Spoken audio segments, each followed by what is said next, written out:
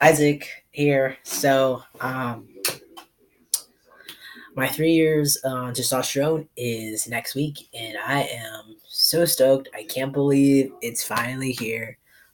It feels like, you know, it was yesterday that I was applying my first dose. So, yes, I'm almost 3 years on testosterone of March 22nd, 2019. I'm really excited for that. Throwing a party tomorrow to celebrate it. But I just wanted to talk about how it was coming out and figuring all that out because um, I think outwardly it looks like my transition was easy and smooth. I started at a young age. I started at 15, and you know, but it's not always. It can be very deceiving. So what I mean by that is that my prior to me coming out, um, I was very suicidal because I was dealing with the whole puberty body stuff that was really uncomfortable.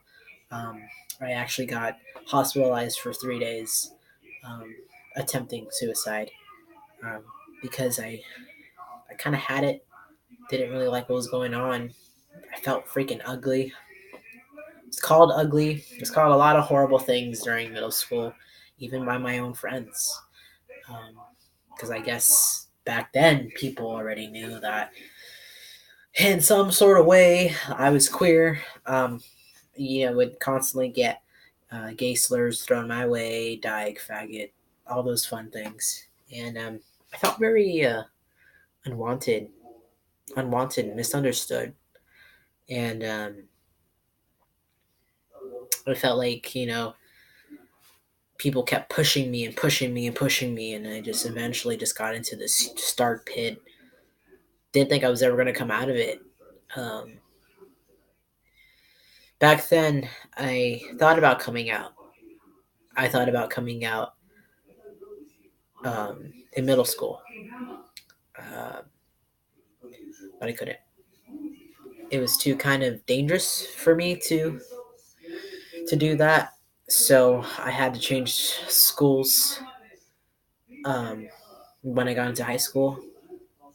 Um, Nothing like physical ever happened to me. Like I was physically harmed, but I felt that if I continued going the way I was, and I could only handle dressing, I wasn't really dressing feminine at that time, and I felt like if I kept going to that high school with the same kids in the same town, I would have felt like I would probably progressed into something like that.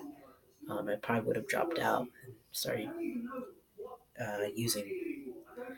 Um, so I changed high schools for my own health, safety, peace of mind. The first year I didn't come out. Freshman year, just was trying to adapt to going to a different school, living in a different town. Sophomore year comes around and I started actually making friends, and I had a pretty good friend group that I felt very supported by. And by the end of sophomore year, I felt supported enough to come out not only to my friends, to my school, and to my family. And from then on, a couple months after that, I legally changed my name. So I think it takes a very bad, toxic situation to make you really kind of motivate you to get out of that, no matter how scary, daunting, unfamiliar it is. If I wouldn't have gone out of that school, I probably, wouldn't be out. Probably wouldn't be alive. Wouldn't have transitioned. Wouldn't have graduated high school. Wouldn't be in college. I thrived as soon as I moved. I did. And I'm very grateful for that. Just how I'm very grateful for these 3 years.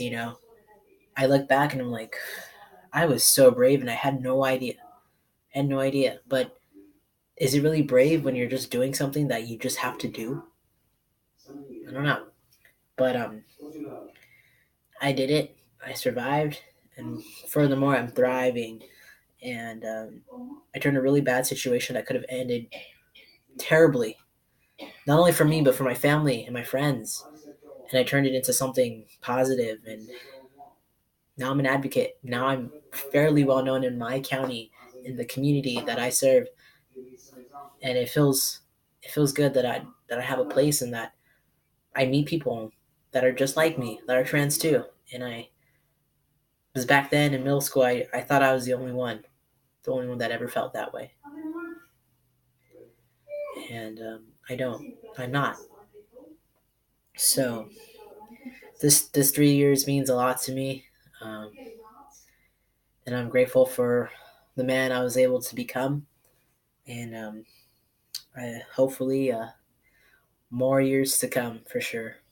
So that's all I got to say. See you later.